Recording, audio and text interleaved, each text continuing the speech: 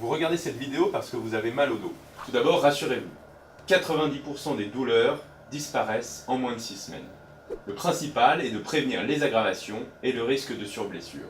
Mais pour cela, on ne va pas tout de suite parler de médicaments ou de consultation, car la première solution, c'est vous. Nous allons vous expliquer les bons gestes et les bonnes postures à adopter. Pour prévenir le mal de dos, le tout est d'adopter une posture adéquate. C'est-à-dire qu'il faut respecter cette petite cambrure du bas du dos qu'on appelle la lordose physiologique et garder le dos droit. Ainsi, il vaut mieux s'asseoir sur des chaises ou des tabourets qui respectent cette lordose physiologique plutôt que d'être affalé dans des fauteuils trop profonds ou des canapés. Quand on se lève pour passer de la position assise à la station debout, il faut le faire progressivement en gardant le dos droit. Lorsqu'on passe de la position allongée à la position debout, il faut de même le faire progressivement en se tournant sur le côté, en passant ses jambes au-delà du lit, en se levant à l'aide de ses jambes en gardant le dos droit et en évitant d'avoir le dos rond et de se lever brusquement. Pour ramasser un objet au sol, de même il faut éviter d'avoir le dos rond ou trop penché. Il vaut mieux s'accroupir, éventuellement en s'aidant d'un genou au sol, pour se relever sans traumatiser son dos et sans le courber de manière trop prononcée. D'une manière générale, il faut éviter les vibrations dans les transports trop prolongés.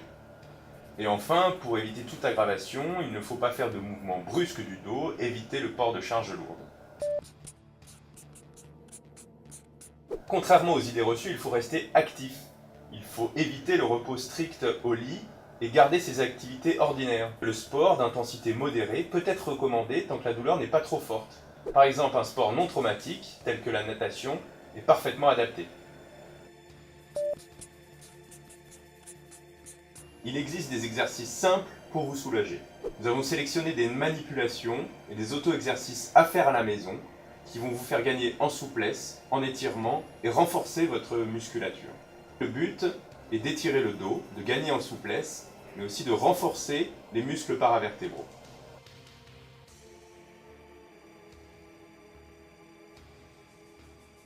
L'autre objectif est de bloquer la ceinture pelvienne, c'est-à-dire votre bassin et les muscles qui l'accompagnent, afin de garder une station debout appropriée, bloquée, qui n'exerce pas de traction parasite sur votre colonne vertébrale et son système de maintien.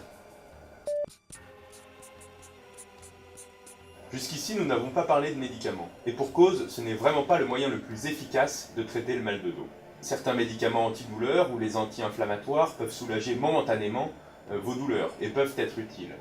Cependant, rappelez-vous que c'est vos exercices et vos manipulations qui vont vous préserver du mal de dos à long terme. Voici donc des conseils simples pour un mal de dos banal. Mais parfois, celui-ci peut être plus préoccupant. La prochaine vidéo va vous expliquer quand il faut consulter un spécialiste.